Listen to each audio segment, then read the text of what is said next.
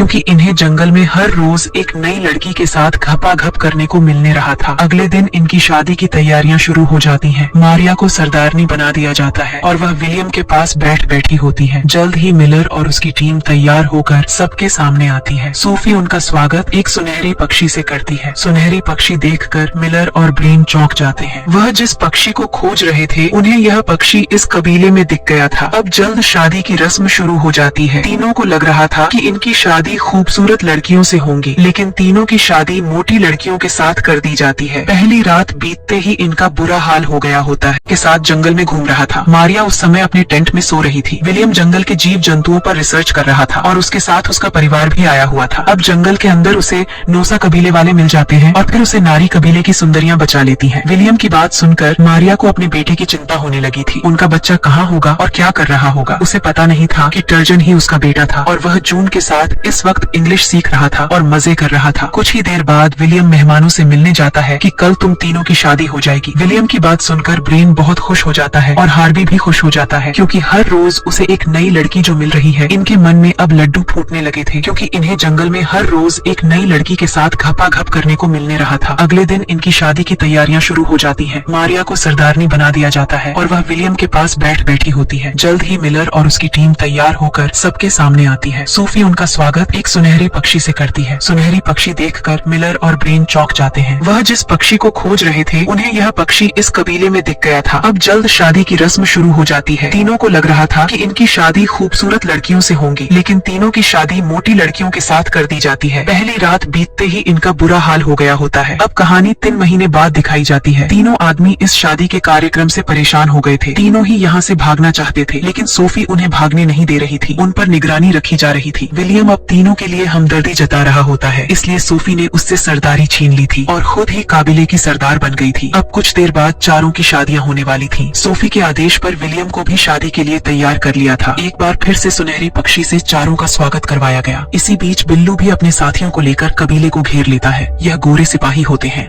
वह अपनी टीम को आजाद करवाने आया था। इधर टर्जन और जून भी काबिले तक पहुंच गए थे। अपनी टीम को जिंदा देखकर जून बहुत खुश थी। वह उनको बचाना चाहती थी, पर वह क्या करती। अब बिल्लू की टीम उन पर गोलियां चलाने लगती है, जिससे कबीले में भागम भाग मच जाती है। मिलर की टीम को भागने का यही सही मौका था। टर्जन भी अपने जानवरों को बुलाता है ताकि उस टीम को बचाया जा सके। टर्जन की आवाज लगाते ही बहुत सारे हाथी कबीले की तरफ आने लगते हैं। अब मिलर ने मौका देखकर सुनहरी पक्षी को चुरा लिया था, जिसके बाद यह सभी लोग उस कबीले से भाग जाते हैं। हाथी भी कबीले तक पहुंच चुके थे। मिलर की टीम दूसरी तरफ निकल जाती है। इधर सोफी इन गोरे सिपाहियों को कैद कर लेती है और उनसे ही शादी का प्लान बनाती है। अब सारे टीम वाले सुरक्षित बच गए होते हैं और वे बहुत खुश होते हैं। अब यहीं पर यह कहानी समाप्त हो जाती है। इसी प्रकार की कहानी देखने के लिए चैनल पर आए और सब्सक्राइब का बटन दबाएं। धन्यवाद।